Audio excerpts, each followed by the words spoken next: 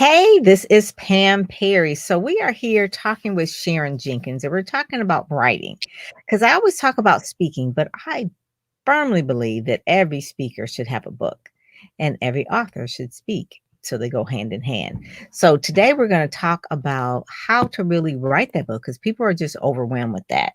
So Sharon Jenkins is a writer, motivational speaker, and educator. She lives in Houston, she is an inspirational principal of the Master Communicator Writers Services, SharonCJenkins.com.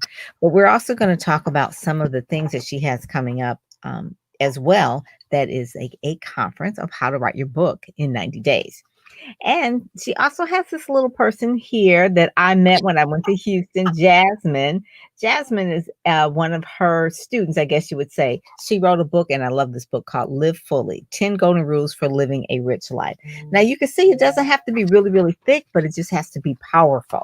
And so now when someone like Jasmine writes a book, she now has an opportunity to speak more. And so Sharon wrote a book called Entrepreneurship. Okay. And really, entrepreneurship, this is like when I first met Sharon. Actually, here it is. When I first met Sharon, she wrote this book, and it probably was about maybe 10 years ago. I'm thinking, let me check the copyright on it. And I know it was a while. And she's been in this space for a while, and I'll let her tell her story. But one of the things that the copyright on this is 2012. So almost 10 years, but not quite 10 years. But I knew it had to be at least 5. And so she is a Christian. So she helps a lot of Christian writers. And she had some, for this particular book, Dr. Joel P. Martin, who I just love and adore. She gave an endorsement as well as Arthur Johnson, who is present CEO of the Vision Inspired Performance Group. But she's written other books as well. There was another book that I gave to a client, and it was about Nehemiah. What was the name of that book? The Nehemiah Principle. The Nehemiah Principle. So I gave it to a pastor because I wanted him to have that particular book. So Sharon, tell us about how you got into this space of entrepreneurship and the Nehemiah Principle and all the other books that you do and other books that you help people with as well. Well, Pam, I would say thank you for having me on your show today. I kind of just fell into this thing because it was my goal to be a motivational speaker. And I kept going to Florence Littauer's program. Yes, class. Yes. And she said, if you are a speaker, you need to have a book. Mm-hmm. And so I went about trying to put my book together because Florence said that's what we needed if we were going to be a speaker. And so in my journey, we fell into some potholes. And I felt like I needed to take a lessons learned approach to help other authors. And it just seemed to be an advocacy that fit. And so I've spent the last 12, 15 years in that space helping other authors.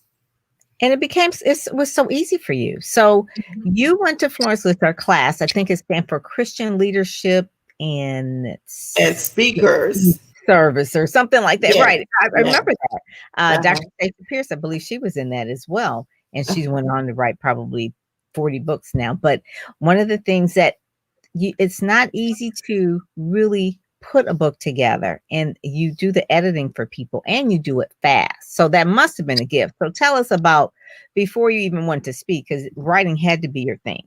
Okay. Well, when I was a kid, I was a little skinny kid, and I didn't have a lot of friends. And so my friends became the librarians because I would stay in the library. I loved picking up a book, and that book will take me to a place that I'd never been before. Mm-hmm. So that's what the moral of the story is in this regard. So authors became my superheroes because they had the ability to, give me a ticket anywhere in the world. And so I fell in love with authors. And so my transition was quite unique. My mother recognized when I was a little girl that I had some talent. And that was unusual because, she's stern mom. So she recognized I had some talent and she encouraged it. But as a rebellious teen, I decided I'd pull away from it. But in honor of her death, unfortunately, she died from colon cancer. In Mhm. honor of her vision for my life, I decided to pick it back up. And when I did, I started out with poetry and then I started out with spoken word. I started Okay. taking acting classes and all that wonderful kind of stuff. So we did spoken word. Then I went from writing my own stuff to writing plays, Christian plays. Well, And good then for you. from, That's yes. hard to do. Yeah, I And mean, then, that's hard to do because you've gotta do all the characters and oh my yes, goodness. yes, Okay, yes. that's a And gift. I couldn't just do one or two characters. One of my plays had 20 characters. But anyway, Whew. from playwright to actually becoming a author. And that was my transition. So I've always loved writing and reading. It's just it's a competitive market. And because I didn't have formal training, I didn't really understand that when God gifts and calls you for something, so a lot of times you don't need formal training. Right. And one of the things though, when you said you had a gift of writing and that you then did poetry, then you did spoken word, and then you were speaking, and then you wrote plays, all of it goes together with being a communicator and helping people. So why do you choose primarily like Christian writers? Is that part of your goal of really helping Christian writers put their message out there? Is it a calling, I guess you would say, for you? Well, here lately, I've been doing a lot of research and study on that. And actually, the study started about 3 or 4 years ago when I wrote the Nehemiah Principle. And it is a literary call. I mean, it is a call for literary evangelists to, return to their first love. And I think that a lot of times, and we get lost up in the competitiveness of the industry, and we forget that this is about God. This is about being a scribe for the Lord. And Yeah. so as I've done my research, I've come to the conclusion that the greater calling on my life is not necessarily to be a motivational speaker, but to equip others to evangelize using their pen. So Mhm. I've done a Right. series here recently. About 3 weeks ago, I did a series on what is a literary evangelist. How did the book of Nehemiah play into people becoming literary evangelists? And the reason why the Lord had me talk about the book of Nehemiah is because it is a mirror image of where we are as a world, as a nation. The walls of our cities are burned down and our temple has been destroyed. And so Mhm. what did the people do in Nehemiah's time? They worked, they prayed, and they fought. And that's the posture that literary evangelists have to take today. I see in one of these, the entrepreneurship, Tony Harris wrote a story in this book, and she said, "What I learned from writing my book." So Tony has a story that she puts in here, and then you give a commentary after that. And basically, you said after that, "I'm not a business person; I'm a writer."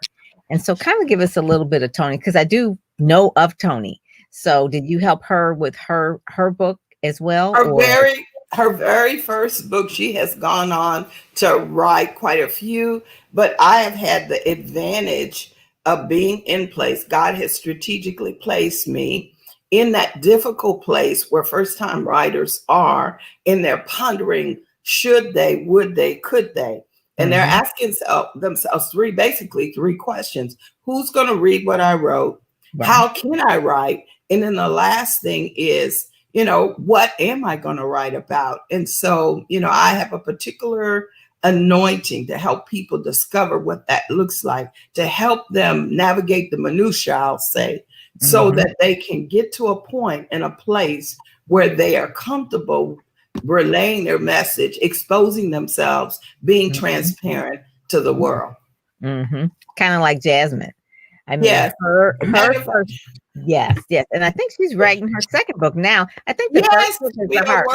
we are working on her cover. She called me this week and said, "I'm finished, Miss J." Well, she called me Mama J. I'm Right. finished. And so you can expect to see Jasmine's book in November. Wow. The So that is cover, it. Pam, that cover is sensational. That's Cover all sale. I'm That's saying. what that I always tell people that if you don't really know how to market the book, you're just journaling. Okay, because you have to sell it. And so if you just want to write, you could journal. But if you wanted to sell, it has to have certain things. And people do judge a book by its cover because they're going to take a minute on the or so on the front, a minute or so on the back, and then they're going to decide whether they're going to buy it. When you go on Amazon, you look at the front and the back, and you look at the endorsements, and there's other things. You look at the author's platform. Have I heard of them? Have I seen them? Uh, so kind of tell us a little bit about what this term entrepreneurship means. So now we kind of know how you got into the writing, how now you're the master communicator and how you're doing all this. And now all of a sudden, so they're writing and now they have to make money with the book. So that's where the entrepreneurship, not entrepreneurship, but entrepreneurship. So talk about that. So I'm going to talk about it, Pam, on two levels. The first level is if you're a Christian literary evangelist and you're called to the marketplace, then you're called to make money off of your book, The Finance Kingdom Principles, There and you the go. Finance Kingdom Business. Okay. Mhm. So it's okay to make money selling books. And some Christians still wrestle with that. So I'm releasing them today. It's okay to make money selling your book and want to do it. And Because then, it costs money to produce the book. yes, At yes, the yes, very least, I always tell people, well, yes. how much does it cost? I would say at the very least, and this is not including your time, but at the very least, probably 2,500. Maybe you're spending 500 to 1,000 on the editing because that's really the crux of what your book is going to be about. You've got to have a really good editor. Maybe another $500 or so on the cover if you want a really good cover and page layout design and back cover design. Maybe around 500. So now we're like at 1,500. And then you have all the other ancillary things that you need to do in order to be an author. So just know that you've got to bank the minimum 1,500 up to 2,500. But with anything, any dream is going to cost. It's going to cost you time. It's going to cost you money. And so if it's going to have an impact, it's going to cost something. You've got to, it's training is involved in it as well. But I think you cannot have a cheap editor. You've got to have a real good editor. I've seen some books that Sharon that have come out where the word forward is misspelled. And it was like, how did this book come out with the forward, FOWARD, on the front cover? And it's like, Well, this is supposed to be a book. I can't take them seriously. So with you, obviously we know the forward is FOREWORD. It's the before word. That's like a pet peeve of mine. I probably say that on every live, but that's a pet peeve of mine because it's like, that's the literary part of it. And people who are your editors should help you with that. And it can't be someone who's good at grammar and I'm just going to proof it for you, or you don't proof your own stuff because we won't see it. So I always say that authors need someone that are going to help them. It's a team that they build. It's a team. and So tell I agree wholeheartedly. One of the things that authors are now with self-publishing craze, people are always trying to do DIY and do it on the cheap. And I did that. I tried to do that, and I took myself up to the New Mexico mountains to a Christian retreat where they had all those wonderful acquisition editors and publishing Christian publishing houses, and I had junk. And when they see junk, they turn and they run. And then one person was polite enough to tell me, nobody wants to read your story unless you're Oprah. And that's the truth. Unless you've got a dynamite marketing person like Pam Perry, that's something different. But if you are trying to DIY it, believe me, you're going to get DIY results. I'm just going to be honest. Yeah, it is. One of the things when you can't Google your way. You do have to have some training. You do have to have a way where people can understand what it is that if you're going to go the print on demand route, if you're going to print books, if you're going to use Create Space or KDP, or you're going to go Ingram Spark. I mean, there's just so many options that you can't Google your way if you don't know, because you're going to get confused. So you need someone to take you by the hand, because one of the first things any author is going to have before anything is procrastination. They're going to have procrastination. So before they even get into what they have to do, someone has to, you have to have an accountability person that said, well, I'm going to have this book done in a year or 6 months or 3 months. So tell us how someone can write their book in 90 days, because there is no room to procrastinate if you're getting your book out in 90 days. That's a deadline that's like, whoo, okay. So what are they taking blogs and putting it together? Are they transcribing? How are they putting this together? Especially if they're a speaker. If they're a speaker, they want to know, I want to get it out quick. So how do they do that? Well, it depends on the individual and what they're writing about. If you're a speaker, that's easy because you've got notes from your speeches, you've got recordings from your speeches, you've got videos from your speeches. It's simple as having things transcribed in somebody with a knack for organizing content to put it together. And then voila, you have a book. But literally, if you want to write a book in 90 days, you can. It's an hour and a half a day, an hour and a half a day for 90 days. And voila, you have a book. Now, I even gave you a day or two to goof off, but you can literally write your book an hour and a half a day. And you have to set a certain amount of word count. And when you set that word count, that's your goal. And it's like anything else in life. Let's say if you wanted to lose weight, or let's say that you wanted to take a class, you are required to have butt in seat in a certain amount of hours in that class in order to be successful. And that's what this is.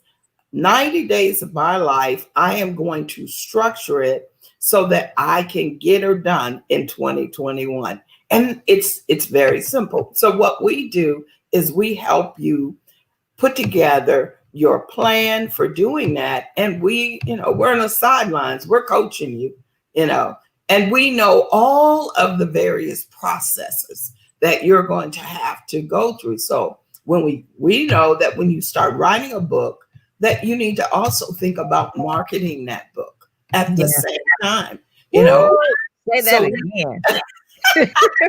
well, when you write a Don't wait book, till it's done and then think about, well, how am I going to sell this book? No, marketing begins the minute you decide that I'm going to write yes. the book, because you're building your author platform. So don't wait until, oh, my book will be here in 2 weeks. Let me call Pam Perry PR and see if they can give me some publicity. Okay, well, marketing should have started at least 3 months before. It's at the same time. It takes 3 months, 90 days. And Pam, one of the reasons why my focus is so much on being an entrepreneur, because you have to think of this like a business Yeah. person.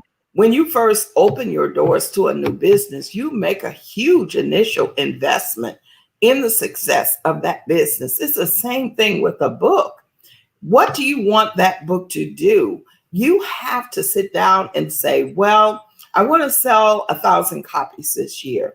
Okay, how do you want to do that?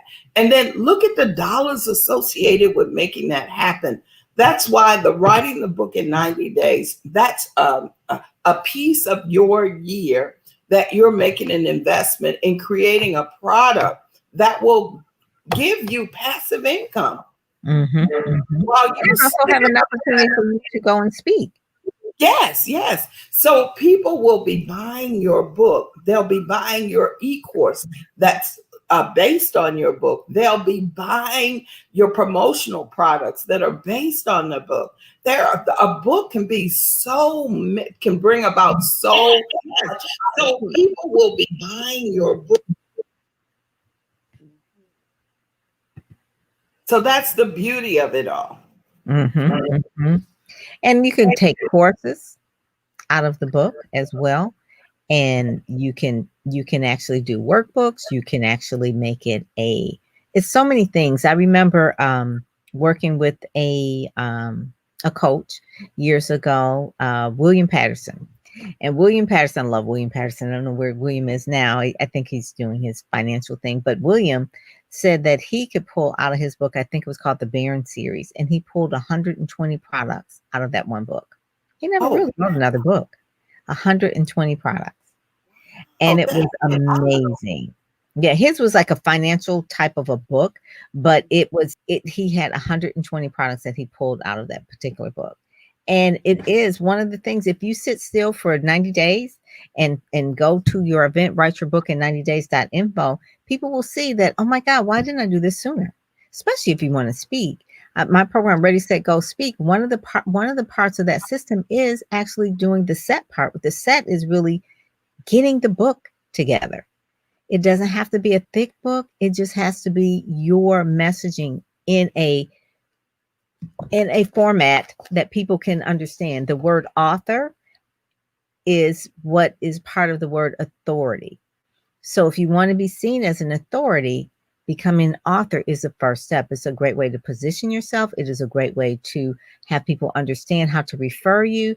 Like I told you, like your book, the Nehemiah Principle, I referred you. Basically, I referred you to the pastor because you had a book. I could have said, well, you need to go to her website, but actually I send him your book. So now he can actually read your book, understand who you are. And when he's ready to write a book, he can go back to you because he knows that you understand him as a pastor to help him And write his book. the other thing, Pam, I want to make sure that your viewers are well aware of is you don't have to write the book the first time. You can put training wheels on and you can write an ebook, or you can do a blog series to test your concept.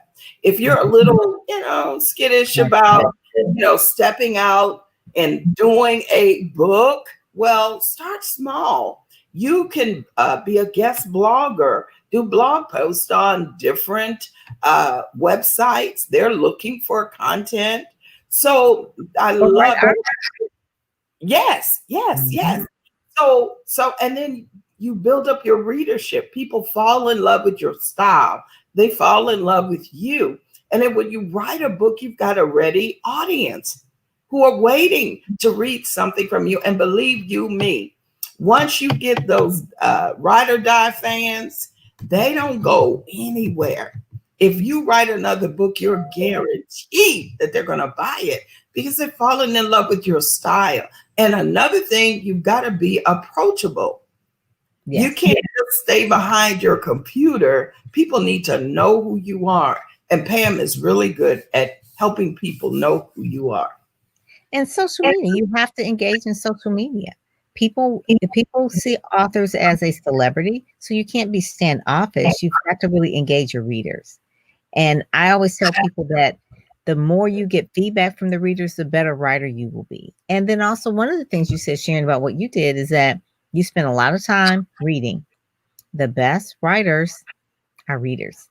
So I always tell people when they are deciding to write a book, read the top, maybe at least three of the bestsellers so you can understand what makes a good craftsmanship of a book. Understand that, what a bestseller looks like, what it sounds like, why people are buying it. And especially if it's in your genre, things that if you're in personal development, read the top personal development books or the top coaching books or whatever they are so that you understand what the market needs. Another thing, naming the book is so much important. Naming it can be a cute name, but the subtitle has to tell you what the book does for the reader. So when I look at That's it for um, me. if I look at Jasmine's book, her book is Live Fully. Okay, so it's cute, kind of know that, Live Fully. But the subtitle is 10 Golden Rules for Living a Rich Life. So I know that for me, that is going to give me some rules for living a rich life. So that's her subtitle. So it take time to really pull that together. Sometimes I always tell authors when they are procrastinating or deciding whether to write a book is to create the cover. So that means you need the title and the subtitle, and then you create the cover and have that as part of your vision board so that when you, for 90 days, you have something to look at and understand that, okay, in 90 days, this is going to be filled up with pages in between.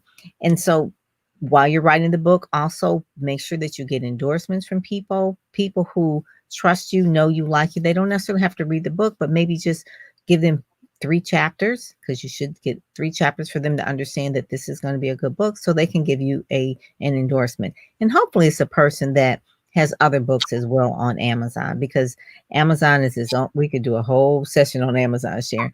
But people who For read certain real. books on Amazon would also read your book. So that's why you want to have your book on Amazon. It's, besides having it easy, it's a marketing machine. In Amazon, you could do your own Amazon page. You can put your podcast on Amazon in your Amazon page, your blogs on Amazon page. You can put videos, photos. It's its own marketing machine. You can even connect with other and follow other authors in Amazon. So Amazon is more than just, oh, this is where I sell my book, but it's a marketing machine. And the more reviews you have, the higher up you will go in the algorithms when people are looking for books in that category. And when you ask people for reviews, which you should as an author, always ask people for reviews, ask them to leave a video review. That even goes even higher. Ask people to leave a video review, because they can do that. 2-minute video review would be better than someone leaving a 200-word review, because of the algorithms of what Amazon does. It's its own thing. So tell us what people are going to expect at your Write Your Book in 90 Days.info. Well, we are When is going it, to first of move. all? It's going to be October the 14th and the 15th, and we will be in the beautiful West Virginia mountains at Alpine Lake Resort. And I know some Social people are saying, distancing. yes, Okay. that I was going to say, I know some people are saying during a pandemic, yes. And the reason why we're going is because in that atmosphere, you get, it's like being right next door to heaven. It's Mm-hmm. the perfect place to write. We're going to have some writing rooms. And then we have a cadre, including yourself, of about 10 experts who are coming in to help equip you to write that book. We're going to talk about not just writing the book, but publishing the book, editing the book. We're going to Promoting. talk about podcasting and how podcasters can help you market your book. We're going to do social media for authors. I mean, we're going to have fun. And then we're going to have a lunch panel, and we're going to talk a little bit about the legal aspects of a book. And we're going to talk about, we've got an agent coming who's going to talk about how to prep yourself to be, approachable, or to be, to be able to get an agent.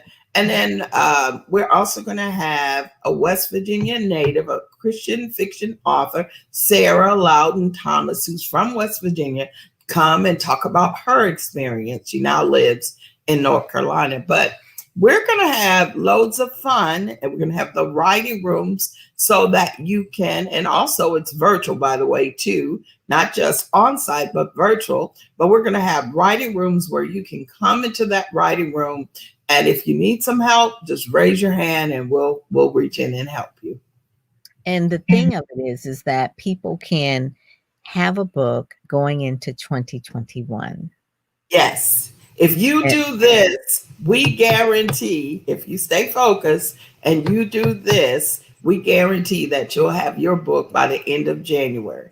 And then the other thing, Pam, is we're going to drop in and check on you. We're going to have fun in our Facebook group. We're going to be dropping nuggets in the Facebook group to help motivate you and move along. And then I wanted to say before we say goodbye to your audience, we are giving away 3 high dollar prizes. We're giving away an editing package, a marketing package, a social media marketing package, and we are also giving away a free registration for my class on entrepreneurship.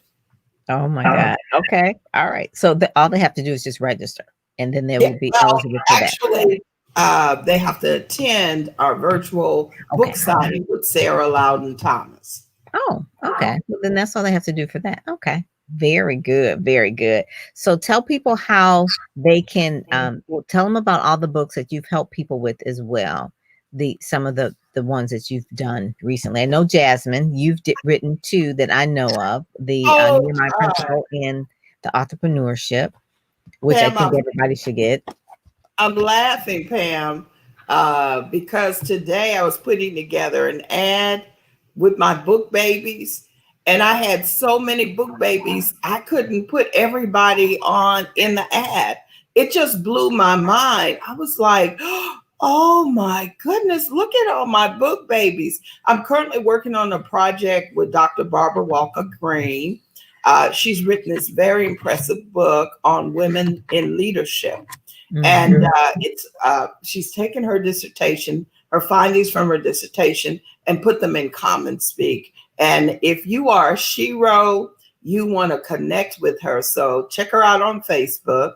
And her book should be coming out within the next 6 weeks. We're also working with B. Moore and Vernita Harris on a cookbook where they mix the cultures.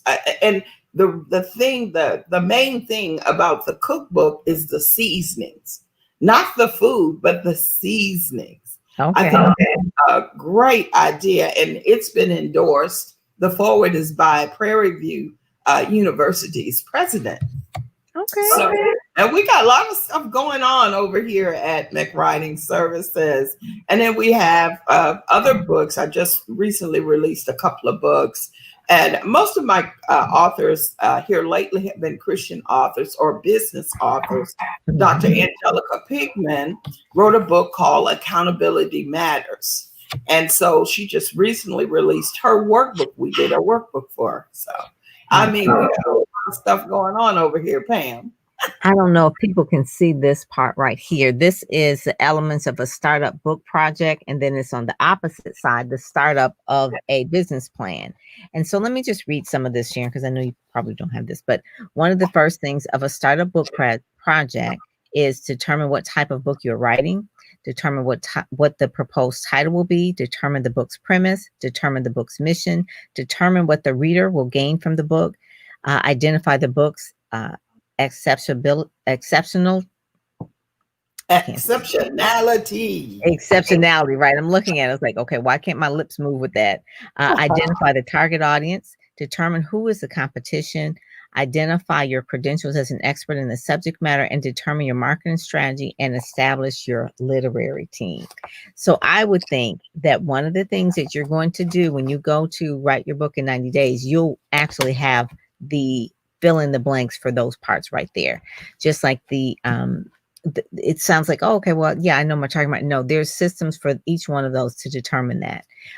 When I go through my Ready, Set, Go speak system, the membership that I'm starting in the fall, is that people spend the most time really in that ready phase because they have to get the identified your premise, your mission, your calling. You've got to know the audience before you start going out there promoting it, which people call like the fun part or the part where it's visible. You have to do the invisible work, sitting with yourself and understanding that first. And that's so important because that's the foundation. If you don't have that, it doesn't matter how great your marketing and PR is. I can put you on Oprah, but if you didn't sit still to really figure out the first part of it, it doesn't matter. So that part right there is gold. I wanted to tell people about some of the things that you've written and what you instruct people with in terms of what you're teaching in terms of writing their book. So Sharon, thank you so much. Thank you so much. This is your gift. This is your calling. What if people want to write a play? Do you help people with that? Oh, Because I know you yes. wrote that. Okay. I'm a member of Brilliant Women in Film. And Ah, so we are this dynamite group of ladies who we're just doing a lot of things. This time, I would say we wrote a screenplay. We're yeah. just doing a whole bunch of stuff. We've done a film festival, all kinds of stuff. So People are interested in that. yeah, I Mhm. always keep my foot in another segment of the medium. And I do want to say one last thing to your audience. I want to encourage you to take the risk because usually people stop in their tracks and don't move forward on their desire to write a book because they don't think that they have the resources internally or externally to help them. But there are tons of people who are not trying to take all your money and run off to a place in the islands. There are tons of people of integrity who are available to help you. Pam is one of them. And I just want to encourage you, no matter whether you come to me or whether you're someone else, I want to encourage you to fulfill God's call on your life.